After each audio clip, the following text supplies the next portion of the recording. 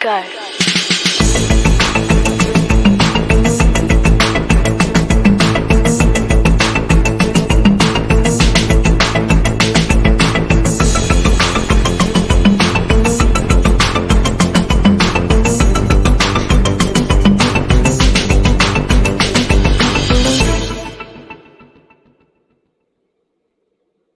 Hello and welcome to Writer Mother Monster. I'm your host, Lara Ehrlich, and this is a special episode on writing, mothering, and gender identity with Stephanie Burt, Jennifer Chen, and Toni McLellan. Excuse me.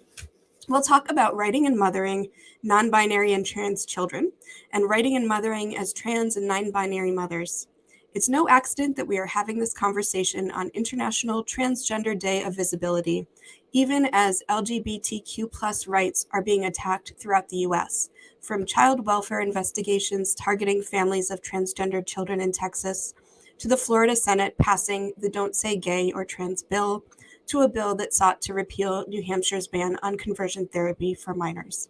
There's a lot to discuss, and please share your thoughts and questions with us in the comments section. We'll weave them into the conversation. Now I'm honored to introduce Stephanie, Jennifer, and Toni. Stephanie Burt is a poet, literary critic, and professor who the New York Times called one of the most influential poetry critics of her generation.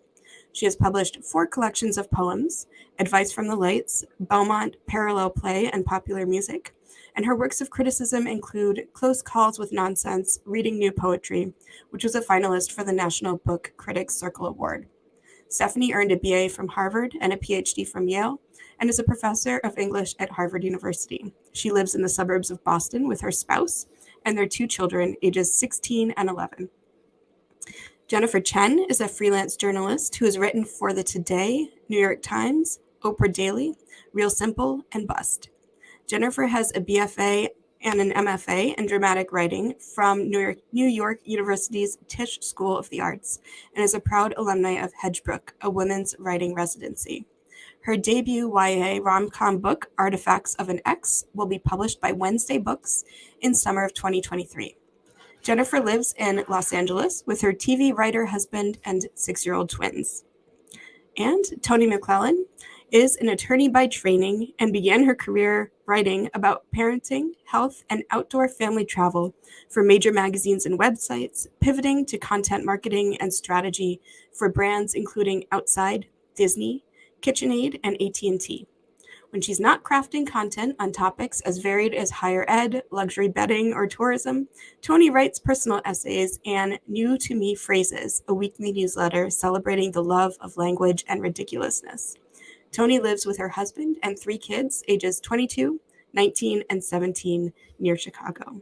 Now please join me in welcoming Stephanie, Jennifer, and Toni. I'll bring you all up here. There we go.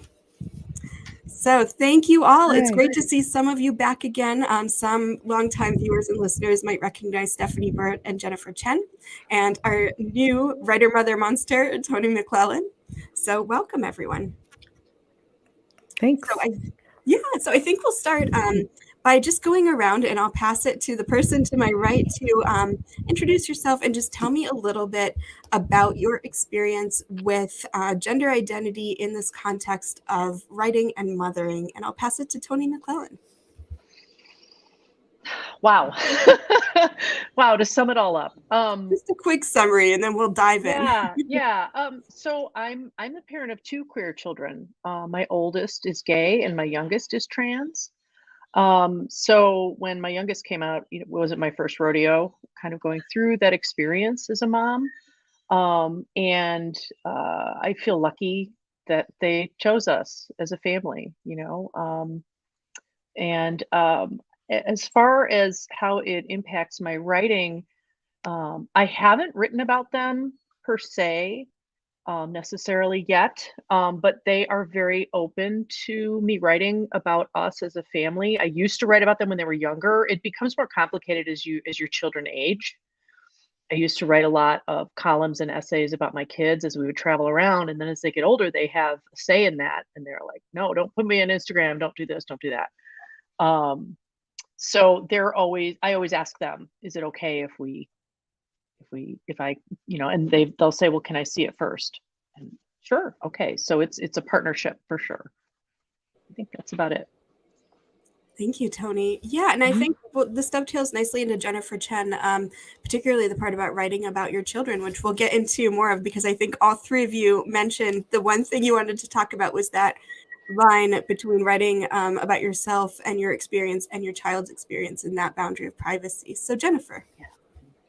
Yeah, so I have twins. They're 6. And I wrote a piece for today about basically introducing my non-binary kid to our family and friends through our holiday card with their new name and their new self. And the essay went viral in a way that was wonderful and hard because I got a lot of trolls using the same rhetoric that's being used by politicians right now. And, to be honest, when I was approached to write that essay, it was off of a tweet, actually. And an editor I had worked with before had approached me about writing about it. And I was really hesitant. But I talked about it with my family, with my kids. And I realized, I was like, I don't think we're the only family going through this. And I think that sharing our story, sharing my journey and my kids' journey actually can help some other folks who are just starting to figure it out too. Thank you, Jennifer. And last but not least, Stephanie. Yeah. So I'm not sure whether I'm here because I'm a trans mom or because one of my awesome kids is non-binary. Both. I used and how does I guess how does this stuff affect my writing? Everything about me being trans affects my writing in some way because it's part of who I am. My younger kid figured out and sort of told us that they were who they are when they were about 5. And I had recently published some poems that I now see use the wrong pronouns for them. So when I read those poems aloud, I fix the pronouns. And I am very aware, and this is something that all parents say of I hope of learning from my kids, right? Of learning from how both of my kids, but we're talking about non-cis kids right now, experience the world and what they have to show me.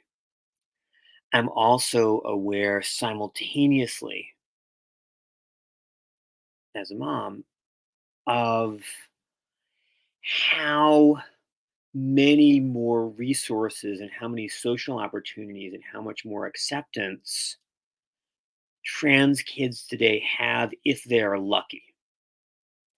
If they're lucky about not so much just their household, but their town, their state, their political environment, their friend group, their teachers, their school, their favorite things to do. And seeing entire friend groups in K-12 education of kids who identify as something other than cishet. And that is lovely to see. And I'm old enough that if you had told me that there were going to be entire clusters, not just a GSA where everyone wants to be an ally, but entire clusters of kids who are proud to tell everybody who they are.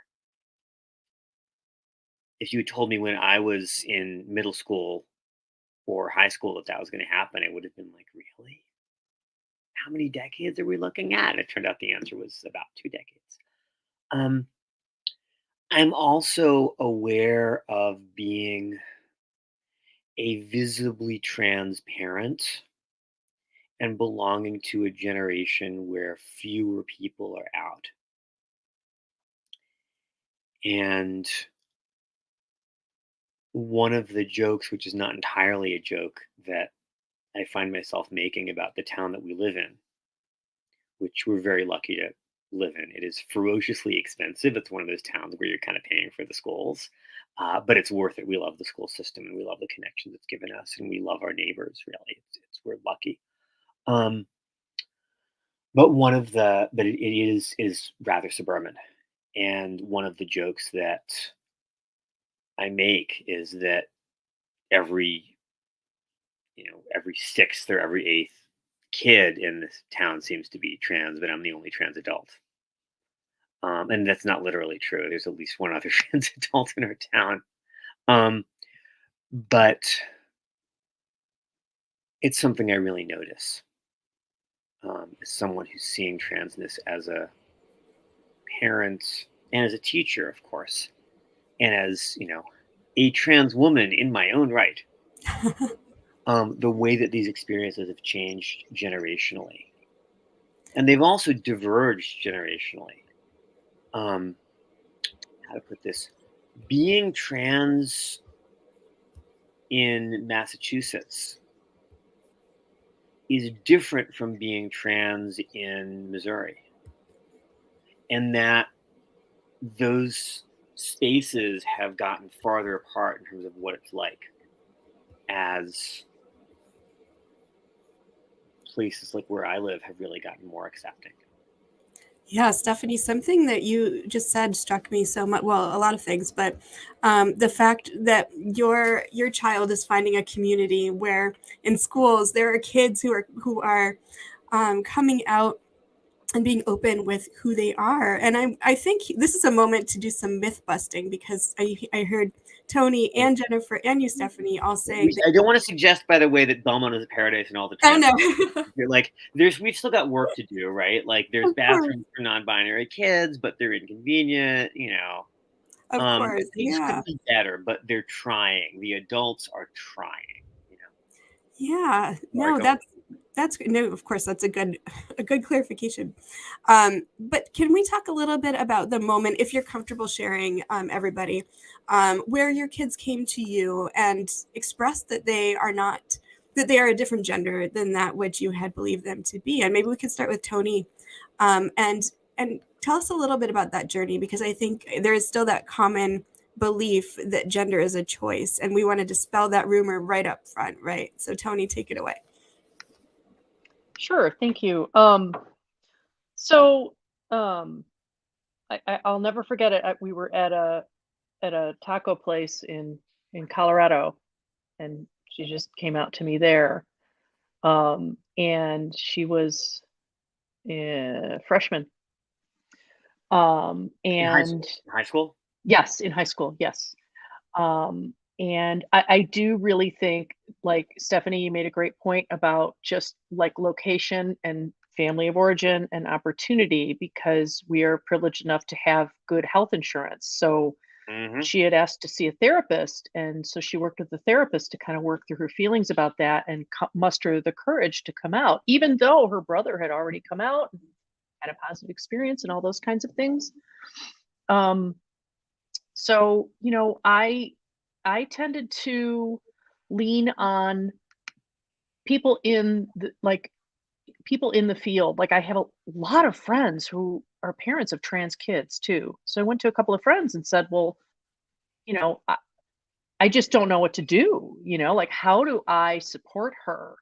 How do I best support her? And she wanted to keep it just between me and her as well. So it was kind of cool to get to see her come out to the siblings one at a time, and how Gen Z is so amazing. Gen Z is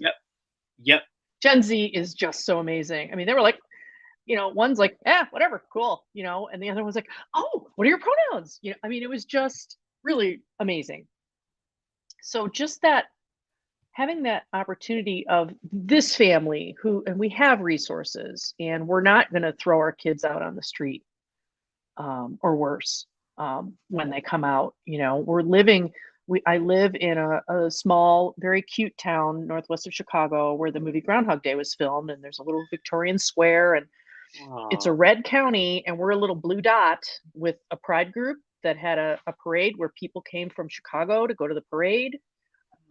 It's a trans-friendly town. Like she really kind of landed in the best of all circumstances. And when I think about these laws being passed and the terror these families must be feeling Yeah. and these children must be feeling of, oh my God, do we need to move because, Child Protective Services is going to come after us? Like, you know, so I think part of I've been wondering Stephanie, you and I are probably close in age just based on what the timeline you're describing and everything, where the coming out story is so different now than it would have been 20 years ago. you Yeah. know things have changed so much, but then they're also they're backsliding in some really disturbing ways that I think are just being done for political opportunism, but that could really damage children and families and careers of people who stand up against this stuff. And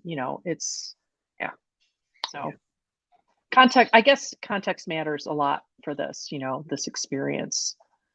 For us, we're very fortunate it's been a positive one so far. Jennifer.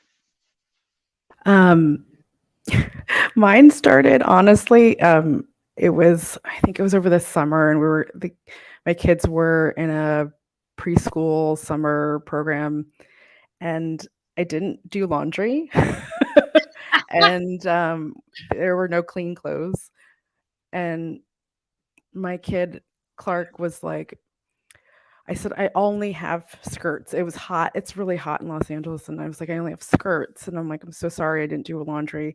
And they got really upset. And at first I thought it was just like, oh, they don't. Anyway, it boiled down to finally Clark saying, I don't feel like myself in skirts. And I stopped and I said, oh, okay. I dug through the dirty laundry and I was like, here's some shorts. Does that feel better? Yes. And that was sort of the start of this following Clark's lead of expressing like this is how I would like to look, and asking me to give away their dresses and skirts to their sibling and stuff like that. And I think that was that first moment when Clark said I don't feel like myself. It dawned on me that, oh, I think they're trying to tell me something really important. And I said to my husband, I'm like, how we handle this in this moment is going to indicate whether or not our kid is going to share anything else. And so I just pulled him aside. I'm like, I'm just going to dig out some dirty laundry. Don't care. Send them in some dirty shorts. It's fine. And I think that really opened the door for Clark to be able to come to us with more and more and more, and like asking for more things that Yeah. felt like them. Yeah. Yeah. Really quickly, Jennifer, and then I would love for Stephanie to share too. Jennifer, tell me, do I remember correctly that Clark actually asked for you to do the holiday card so that you could introduce Clark to the world as Clark? Yeah, to clarify, so we always get family photos done every year, and Clark wanted to wear a tie from their dad and look a certain way. And I said, okay, when we send out the holiday cards, your name will be on it, like your new name. And Clark was like, yeah. And I said, some people haven't seen us in the pandemic. Like, is it okay to send out this card? They're like, yeah, of course. I want everyone to know who I am. And I said, well, I'm going to share this publicly like some people who know you, but they haven't met you anyway. They're like, they just didn't understand why I cared. And I said, well, I just didn't know if you wanted me to share that. And they were like, this is who I am, and I want people to know who I am.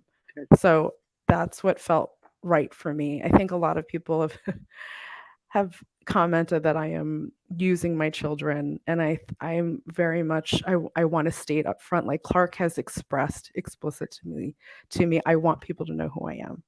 This is who I am, so I want people to know. Good.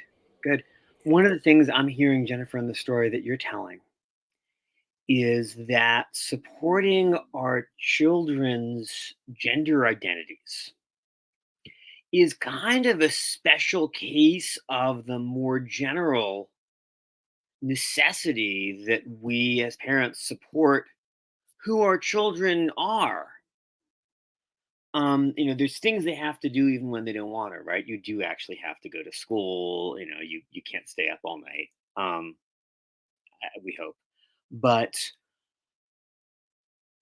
part of figuring out how to do this, right? How to care for our kids is listening to them when they tell us who they are, And that can be, you know, you thought my pronouns were he, him, but they're she, her, or you thought they were she, her, but they're they, them, or you hear my pronouns.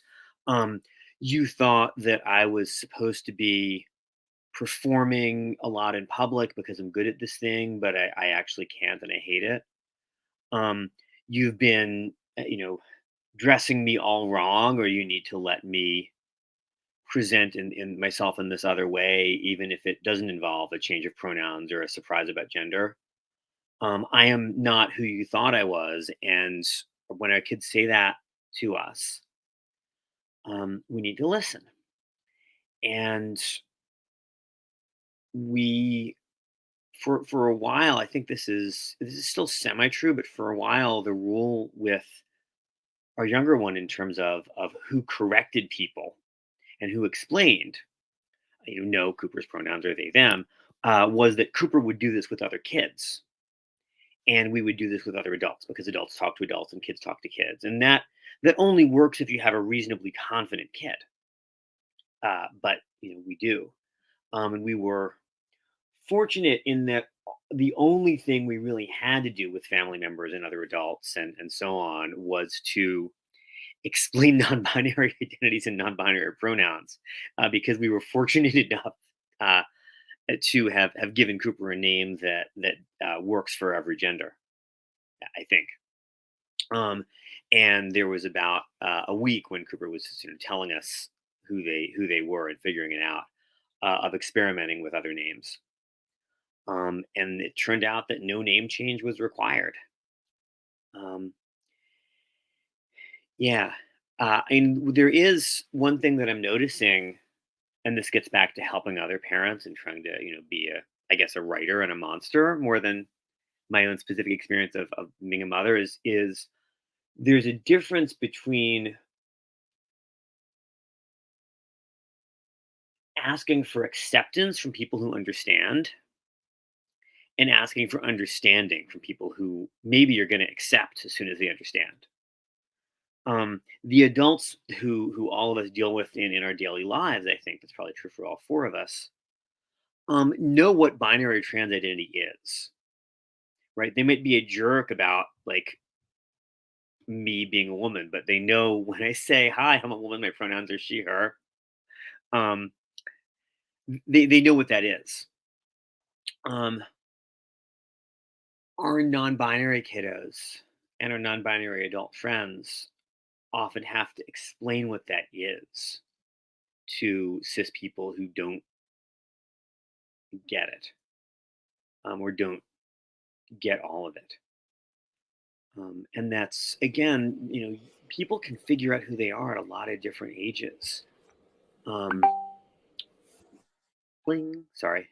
But the process of explaining gender to adults is something that a lot of us have to go through, and it's got a different valence when it's a kind of non-binary. Yeah.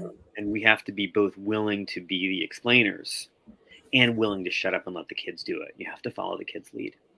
And that's true also for things about kids' identities that have nothing to do with gender.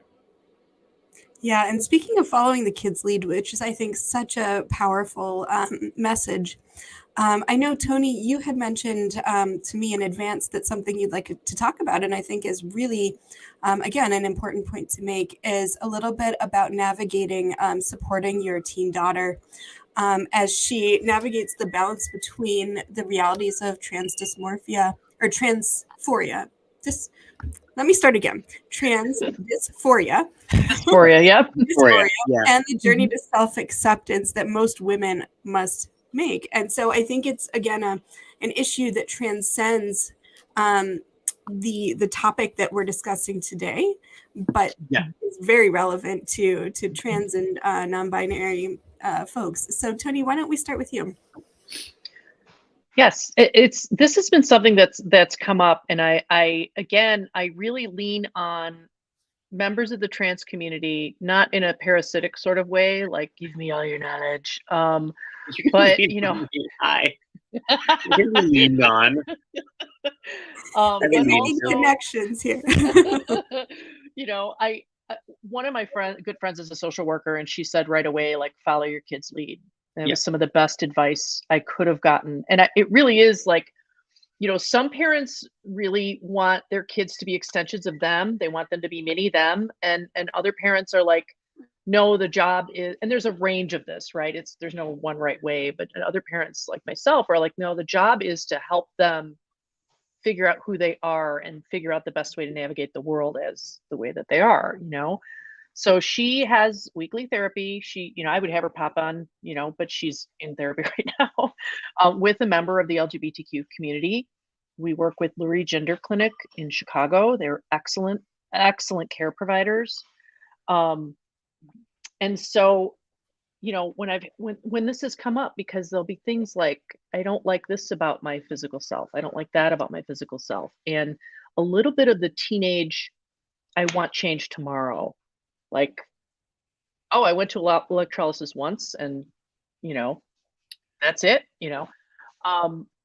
And so it's hard to be like, well, just be yourself, you know, which is, you know, very like cishet, like, oh, you know, Yeah. it's easy for you to say that because you don't get misgendered like I do.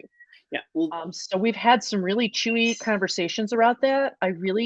I try to take a back seat, but I also try to say, like, all of us, and I'm really not trying to all lives matter this. If I am, please tell me if I am, because I'm here to learn. We all have to come to accept physical things about ourselves that aren't our favorites. Whatever that might be, you know, and as while you're aging, when you're a teenager, like there's so many layers to like loving and accepting your physical self that intersect, and being a woman and all the pressure that's put on women, and then you throw transness into that, and it gets really complicated. And I just kind of admit to just treading water with it sometimes, because I always try to let her know, like, I'm here to support you and I love you. You know, I know I can email her therapist, and her therapist, like, with my daughter's permission, will kind of, you know, circle around and you'd be like, well, she's coming to me about this. What do you think about this? So I know I'm not alone. So I also feel very lucky. Like, I also have several, like, I have to say, I have a dozen friends around the country with LGBTQ kids, specifically trans and non-binary kids. So it's just kind of like, I didn't even have to go looking for community. Like, my friends were, and our kids were already kind of there. But it's tricky, you know. I know, like, Jennifer and Stephanie, your kids are a little bit younger, and maybe some of that teenage stuff isn't coming up yet. Like, you know, I wish my breasts were bigger. I wish I was taller. I wish I was thinner. I wish I would, you know, blah, blah, blah, blah. I just think that as parents, as cishet parents, perhaps as trans or non-binary parents too, like, we have to be careful not to step on the child's need as a trans person when saying, well, we all don't like things about ourselves, honey. You know, you just got to get used to it. I have found it tricky to navigate, and it is a continual process. Exactly this was a terrific plot line in my favorite current X-Men comic. Please put that link in the chat. Sure. It's the I'll find it while you tell us what it is. The current run of New Mutants, written by Vita Ayala, who is a terrific non-binary Afro-diasporic New York-based writer. They're my favorite comics writer right now, and it's a mutant who really wants to go through a process that will change their appearance because they don't like what their mutation has done to them. And they go to one of the most worthy characters in all of Marvel Comics, Danielle Moonstar, who is not sympathetic, who just says, well, you know, we all have to learn to accept who we are and who our powers make us. And this younger character says, no, you don't understand, and ends up trusting a supervillain who promises to, make her look the way that she wants to, and that doesn't work out very well. And the adult mutants need to, have to learn to trust the kids more. It's a great plot line, and it speaks to the overlap between specifically trans experience, which is about having the body. I'm not sure if it's issue 15, but it's the Vita Ayala, the run of New Mutants comics being written by Vita Ayala, which I cannot recommend enough. They're beautiful and they're sensitive, and everybody should read them. The overlap between the specifically trans experience of this body isn't working for me. Something needs to change. And experience that many of us have been taught to think of as prototypically teenage. My body is moving in the wrong direction. My body is not what it's supposed to be. Help. And our kids come to us, and frankly, transitioning adults pop up. And cis adults pop up and say, this thing about my body needs to change, or I will never be happy with the body that I walk around in. And there is no automatic, predetermined answer. The answer is, well, let's see what's medically possible, how long it takes, whether insurance will cover it, and what the disadvantages are. Someone mentioned electrolysis for trans girls who have gone through the wrong puberty. And that does work. It's painful and laborious, and it's absolutely worth it. Some things don't work, and some things do work, but whether it's right for you or right for your kid is very much up to you. I am routinely misgendered on the telephone because my voice is lower than the voice of most women. Boy, is that annoying. Do I want to spend thousands of dollars and a lot of my time getting professional vocal training, or get, as some women get, risky vocal cord surgery so that I can have a voice that sounds more like Jennifer's voice, Toni's voice, Laura's voice? Not really. I just correct people and say, I'm a mom, I'm a woman, my voice is lower than most women, then that's okay with me. But other trans feminine people make different decisions. And that's also true for problems of embodiment and problems of dysphoria that aren't even about transness. Some people go through, some of us go through life with boobs that are way bigger or way smaller than we feel like we need. And that's, it's okay, especially if they're unusually large or small compared to your cohort. It's okay to go and see whether insurance will cover that and whether you can get that fixed, even if you're cis. You got to listen to the kid and look at what's possible and make a case-by-case determination with your kid or with yourself. What can be changed physically and medically, and what you have to get used to.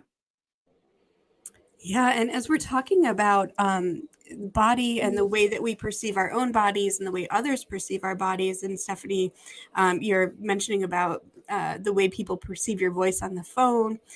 Toni, I know something that you mentioned you wanted to talk about was maybe some of your concerns for your child as she moves through the world. And Jennifer, we talked a little bit about the privacy line and the telling of your story and the boundary between your story and your child's story. And you mentioned that you'd had some trolls come after you and your family once your story went viral. Let's start with you, Jennifer, and talk a little bit about how you navigate, how you help your child navigate through that world when there are people out there who are full of hatred. And did Clark know? Probably not, I'm guessing, about the people who had a negative response to their change?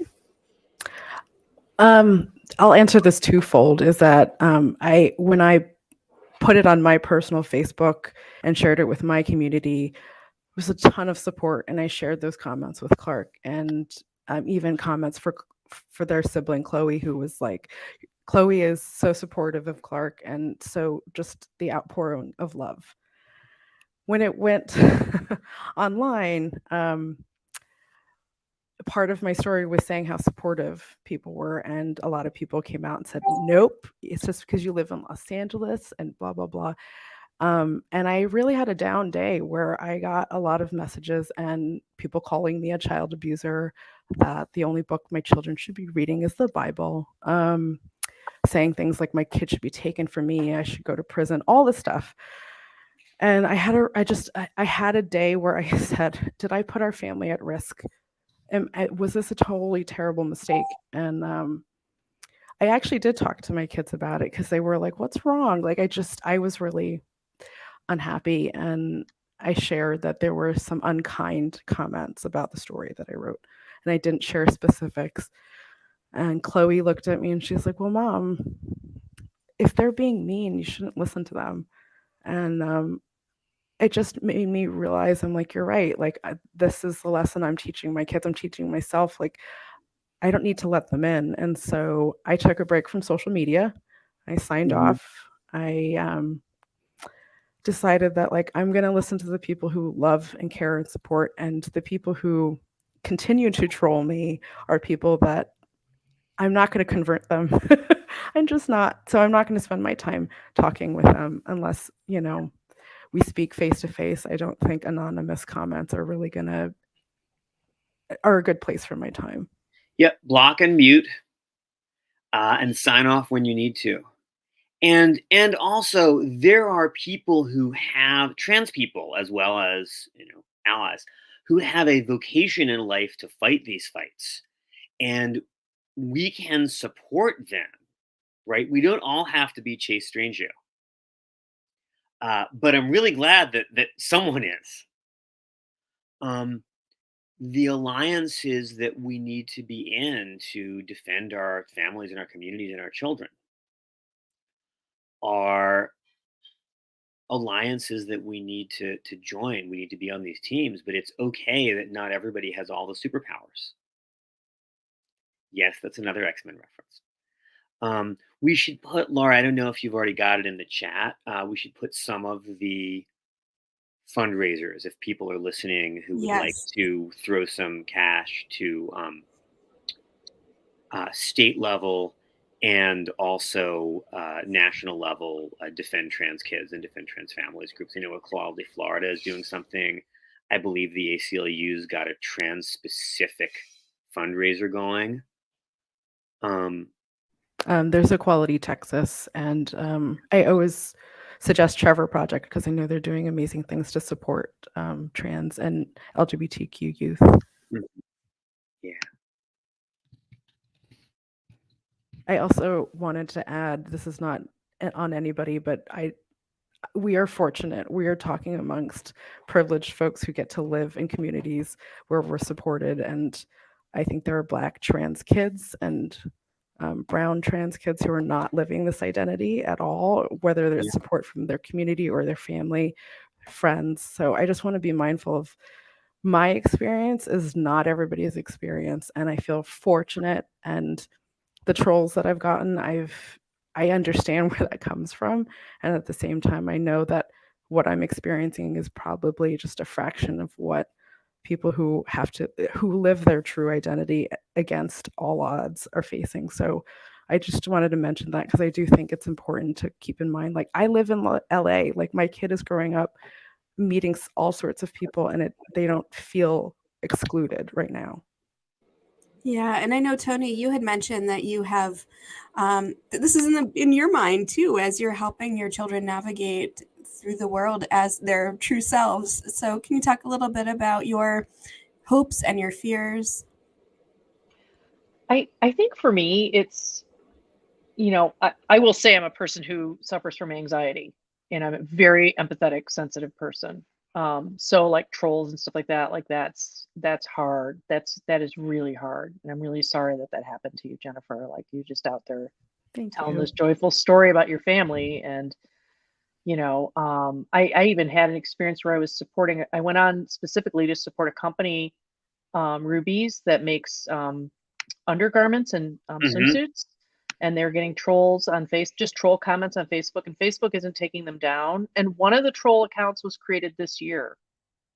So it's like they're not even half of them are bots, honestly. Um, but I think for me, this has been another challenge as a parent of the fear, just the real primal fear that someone's going to harm or murder my child just because of who they are. And I try to keep that away from my kids. Matthew Shepard has always weighed heavily on my heart. And when my oldest came out, that's all I could think about is he's going to go to college and good old boys are going to kill him. Like that was my, instead of joy, like, hey, look at this great kid. He knows who he is. He came to us. He trusts us. I keep that away from them. I keep that fear away from them. But it is, and it's not something that I live with constantly, but it is a reality as a parent. And Jennifer, I really appreciate that you brought up the point that there are many people of color who are trans or non-binary who are so much more at risk. And it's some days you just want to crawl under your bed and stay there because it's a lot. It's not just what color we are and what ethnicity we are. It's also just about money. Yes. Um, Yes. Resources. yeah, we can Access do to so much resources. for our kids by handing somebody a credit card, and a lot of trans families don't have a credit card. Mhm. Yeah. I'm not sure where we go from there. Capitalism, it's a problem. Yeah, no, it's true. No, well, where we could go from here. So let's bring it back to writing and talk a little bit about our own work and how, and again, going back to the privacy issue, but how do we write about our children? Or do we write about our children? And where is the boundary there, do we think? And it's something I know, Stephanie, you and I talked about last time Yeah. we spoke. Yeah, and you've written about your own experience. You've written about your children's experience. Why don't we start with you? Tell us a little bit about the difference between writing about yourself and your own experience and Cooper's experience. So Cooper doesn't. If Cooper wanted me to write them into some poems right now, Toni, Toni just put something in the private chat. You should share that. I'm not sure when you said. I'm not sure if you wanted to share that on the podcast. I can share it when it's my turn. That's Okay. fine. Okay, yeah, because I think. Thank you. Okay. Yeah. So I really like commissions. I like it when people come and ask me to put things in poems. I did a book called Advice from the Lights in 2017 that was partly about being a mom, and both my kids are in it.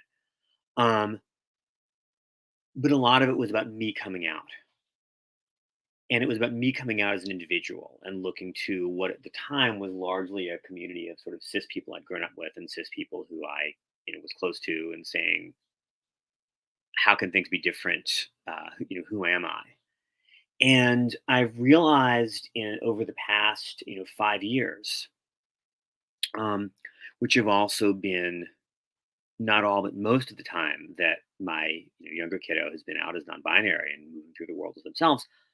Over the past 5 years, I've realized that a lot of what I love about being trans myself and what I love about sort of seeing trans and queer identities and living them is the sense of community. That, I'm not alone. I'm not doing this by myself. And I think of my own writing increasingly as I want to make it as collaborative as I can. I'm writing fiction collaboratively now. There's 2 different people I'm I'm writing fiction with. There's going to be something in the Georgia Review this year, and there's something on an anthology called Decoded. And if you wait long enough, there might be novels. We'll see. I like it when people ask me to write a poem about this or that. And I like the next book, which is going to be called We Are Mermaids, the next book of poetry by me, is very much about community. We are mermaids, plural. If you see one mermaid that's dangerous or lonely or sad, if you see a bunch of mermaids, that's awesome. And so I, as a writer, want to project a sense of community, and that includes trans community. It includes the bonds that I have. I haven't written directly about Cooper's non-binariness. They have. If they came to me and said, "Hey, I want this in poem," I would, see what I could do. But they are super creative. That's for their creative work right now. I'm also lucky in that I am not called, as I think maybe Toni and Jennifer are, primarily to write personal essays. I do at times. I've written argumentative essays with personal components. And I'm at work on one now that's mostly about role playing games, which are extremely trans. But I can just write poems that are secretly about my kids or the other people in my life, where if you don't know me, you think, oh, that's a talking palm tree. That's a poem about shoelaces. Or, it's a poem about me. It's a poem about Taylor Swift. And if you're a memoirist, you kind of have to confront that. How much do I really put my kids into my work by name for real? I'm lucky in that that's kind of optional. Yeah. And Jennifer, so Stephanie, like you mentioned, Jennifer and Toni both write essays, and they write it's a little more clear that if they're writing about their children. Jennifer, tell us a little bit about that boundary. I know it's something that you particularly wanted to talk about. It's I personally never write a personal essay unless it scares me, because I think that fear is a good place. That means that other people are probably experiencing it. So this one really I weighed heavily, because I knew that people were not going to like this. And at the same time, my journey with Clark really taught me so much. And I really felt like, I know there's other kids like Clark. I know there's other moms and parents who are sitting here thinking, how do I do this? And how do I do this in a way that's supportive? I just want to share one little side story. So I got a book deal last year, and I was really excited, and I shared it with my kids, and I shared what the book was about. That I shared the book announcement, and I happened to use Chloe's name. She's the main character, and Clark got really sad and was like, where's my name? And I was like, oh, you're right. And I write young adult, and I thought, wait a minute, I need to include Clark as a non-binary character and have them see themselves in a story. And it really helped me to understand that, like, it's important for them to be written in a romance. And I hadn't thought about it until Clark really was like, where am I? And I was like, you're right. I should have thought of that. I'm going to. And so that really sort of helped me remember my kids are sharing as much creativity with me as I'm with them, if that makes sense. It's like, I never even thought about writing a young adult romance with a non-binary character. And when Clark confronted me, I was like, you're right. That should be a story, and it will be a story. So thank you. I don't want to step on Toni's mic here. So Jennifer, that's awesome. There are trans and non-binary YA writers out there who are already writing romance with trans and non-binary characters. I don't know if we should put the names of a couple of people where it's as they say in the YA community, own voices, YA writers in the chat. I can name a couple. Yeah, please do, and we'll put them on the screen. That's a great Okay. point. Yeah. Yeah. That's one. And then that's another. Thank you. And hang on a sec. I'll give you the exact best choice for a third. Wonderful. And while we're pulling this up, and I'll share them. The Hampshire state legislator. What is her name? She writes lovely middle grade fiction that does have people finding happy endings and finding themselves in trans characters. Hang on a second. Oh, yeah. Well, you're finding that, Stephanie. I will share those with everybody. And I think, sorry, Toni, you had said something in the chat. Of course. Sorry. That I want to share. You said our kids need to see the possibility of happy endings for themselves. Can you tell us a little bit about that and sort of let's hear your side of privacy and finding that balance? Sure. I just think I follow a lot of trans and non-binary folks on Instagram and stuff, and I learn a lot from them. And the ones who are closer in age to me are all like, I could never see the possibility of a happy life for myself when I was a kid. I never even thought it was possible. And I've really taken that to heart, where it's like everyone needs to be able to see the possibility of a happy, loving future for themselves, So that's just, I was pinging off of, what Jennifer and Stephanie were talking about already, and my daughter herself has been writing fiction since age 10. So she's a still waters run deep person, very determined, has these really deep thoughts, and you'll just be sitting there, she'll be like, oh yeah, I was just researching, how many cultures around the world have a version of hell. And I'll be like, okay, cool. She has a whole universe built, books all orbiting this universe. COVID has kind of killed the fiction bug a little bit, but it has for me too. She creatively, I think she knows what she wants. Like, she wants to be either a novelist or a video game writer, and she knows this. And I think that's another thing where it's like, as a parent, I don't want to do what was done to me of, well, get a good writing job, get a writing job that pays.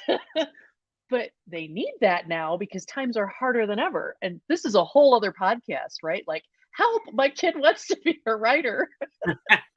No. No. Don't do it. But yes, do it. Right. And then it's like, I do marketing writing now. And so that takes up so much of my mental space. There's not as much for my creative stuff. So that's why I write a dumb, jokey newsletter, because it's fun. I need a creative outlet. And I'm trying to think about, how do I even advise her, even though she doesn't really need my advice, because she's figuring all this out on her. She knows, she is determined. She's goal oriented. She knows what she's going to do. But it's like, what career do you find that won't suck all your creative energy until you can make it as a fiction writer? I mean, whole other podcast, right? Yeah. But it's definitely a thing in our household, and I don't know the answer yet. I don't know how she's going to figure that out and balance that out, but I believe in her, absolutely. And I feel like that's better than saying, well, you need to get a job that pays, even though you do. Oh, totally. Yeah. And I think we should have that podcast, because if anyone has the answer to that question, I'd love to know the answer. Mamas, don't let your babies grow up to be professional writers. There you go. There's one takeaway from this hour that we've had together. And Stephanie, I know you have a hard stop at 7, so we have a few more, well, actually just one more minute with you. A couple more minutes. Okay. Kind of a bottom line. Okay. Which is community. Yes. So tell us your last words here. Yeah, no. Not your last words, your last words ever. Yeah. There's 2 ways for trans people to see that we are who we are. One of them is to completely pass and blend in and have no one know that we're trans. That's exhausting and it doesn't work. The other is to hang out with other trans people and hang out with people who know that trans women are women, trans men are men, and non-binary people are right behind you, which is a joke that I learned last year and have never gotten tired of. No, this doesn't land. I'm so sorry. Anyway, we as parents need to be finding communities of parents who get what's going on and are able to center our kids. And we need to do what we can to help our kids find communities that they can flourish in, especially now when those communities are out there, are absolutely out there. And Toni, we can talk about what passing means. This may be a separate conversation. Laura can put us in touch. Especially kids who transition when they're teens. Transmasculine people often just pass after a few years. If you're a trans girl like me and you've already gone through puberty, that is a more complicated discussion, but you can certainly surround yourself with people who know you're a girl or who know you're a woman. But yeah, community. You shouldn't have to do this yourself. Trans kids need to know other trans kids. Trans adults need other trans adults, and trans parents parents of trans kids need to be in communities that will center our kids for who they are. That's all for me. I'm done. Thank you, Stephanie. I think we'll do some final thoughts from everyone, and then I think I wish, as I said in the chat to everyone, I wish that we had all night to talk. But Let's do this again. Let's just do this again. We'll do it again. Absolutely. Yeah. I'm game. It is Transgender Day of Visibility, which makes me sad that I have to become invisible by going to my other commitment to be visible elsewhere. This is going to be on video, right? Yes. Okay.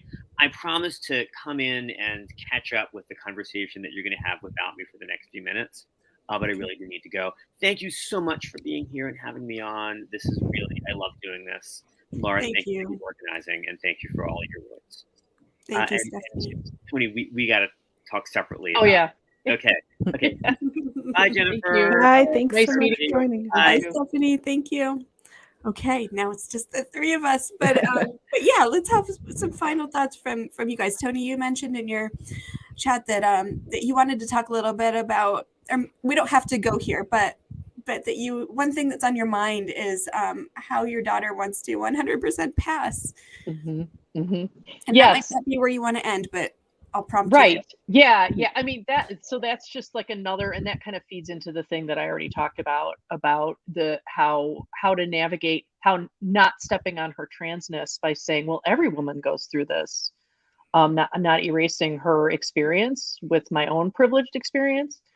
But yeah, I think that Stephanie and I are going to have a convo, and I do think what she said about community is definitely vital. And I just think that, being a woman in our culture is hard. And I think that being a trans woman is twice as hard. And then if you're a trans woman or non-binary person of color, it's another layer. Add disability in, it's another layer.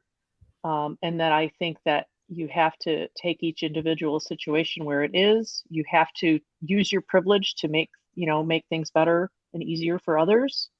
Pass it on, like some of the links that you're sharing, create that community, get that support. Try not to let the trolls get to you, even though they should get to you because it's horrible. Like try to envision a world where people don't have to take their pain and insecurity and use it to hurt others. And I got to tell you, raising a girl is expensive. That's something I need to find some of my trans mom and dad friends who are like, yeah, the wardrobe, the makeup, all the stuff. It is wow. It is a lot. It is a lot. It's fun. That's the fun part. And again, we're fortunate that we can go shopping and get her things and whatever. So, and yes, I think also too, as writer moms, partnering with our kids to kind of, like I think Jennifer, you did a really great job about that, because it's like, oops, I included one of my kids and not the other one. Well, our kids need to see us make mistakes. And or mistake might be a little strong here, Jennifer, because I don't know that you necessarily made a mistake. You were just creating your work of art, and this is how it turned out. But our parents need to see us like try to, navigate these things and try to make things better if we do misstep, or listen and have our hear our kids. I think all of that stuff is really, really important. And I think too, like the community and just like working to educate ourselves too on what's going on legislatively. I don't take that stuff on as my full-time job. I can't. I don't have the bandwidth to be just constantly on Twitter like, who hates my daughter now? I literally can't do that. And I guess acknowledging that we can all only do what we can do. And I think that was already brought up too. It's like, give to the best of your ability in the ways that you can to make that world happen, to support people who can't support themselves, etc. So that's it for final thoughts. Thank you, Toni. Thank you. I also just want to add, Jennifer, another thing that I loved about your story with Clark is that when trolls were coming out of the woodwork and being unkind, as you said, that you did share that with your children.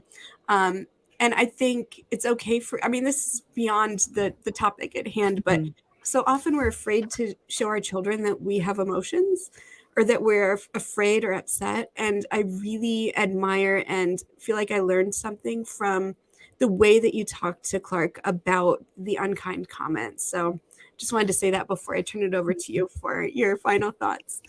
Thank you. 2020 has brought some conversations I never thought I'd have with my children. I'm sure everyone can relate to that. I had to explain what anti-Asian hate was happening, like things like that I never in a million years thought, okay, today's the day I'm going to have this conversation. But to loop back to being a writer and a mom, if I were to go back and tell myself like everything's going to work out okay, I think at the time when I was really nervous about writing about Clark, I was nervous that I was going to quote unquote doom them. And I think what ended up happening instead was that Clark and I got to have some conversations that were really meaningful to both of us. And I think that it taught me that I can have uncomfortable, scary feelings, share them with my kids. They can share their feelings with me. I could write about it. It's so interesting because I think it happened over the holidays. So I was there hit a point where I was getting asked to talk about it and all this stuff. And my kids just said to me, Mommy, I want you to be around. And I was like, you know what? You're right. Let's shut this all off. And I think that balance of being a mom, of realizing like there's a time to shut off the writing and there's a time to just be with your kids. And I learned a lot from that essay. It really was not what I thought it was going to be. And at the same time, I'm grateful. I met so many people who shared their stories, but also shared community links. Like people in my neighborhood who we had never had a conversation before reached out, sent me resources. I mean, I feel like if I could share anything, there is community. There's people who will reach out to you. And if you look for it, it's there. So I just wanted to share that because there is community. I can't tell you how many people reached out and shared or said, here's this, here's this, here's this. And I wouldn't have learned half the things I did if I never shared anything about our family. Thank you. I'm glad you did. And I'm glad you came on tonight, and Toni, you as well. Thank you both so much. And thank you, Stephanie. I know you'll follow up a little later, but I really appreciate the three of you and the time you took and your openness and generosity and your visibility. So thank you very much for joining me tonight. Thank you. Yes, thank you. It's been great getting to meet everyone. Mm-hmm. Really, it's been terrific. Thank you. Well, we'll have repeat episodes so Jennifer's an alum now of Writer Mother Monster, and Toni will have you back. Stick around, both of you, for a second after we wrap. But again, thank you so much for joining me tonight. And thank you all for tuning in. And if you've been inspired or helped or touched by what you've heard here today, please consider becoming a Writer Mother Monster patron or patroness to help keep the conversation series going. So thank you again, and we'll see you next week, and we'll have more special episodes like this one. Good night, everybody.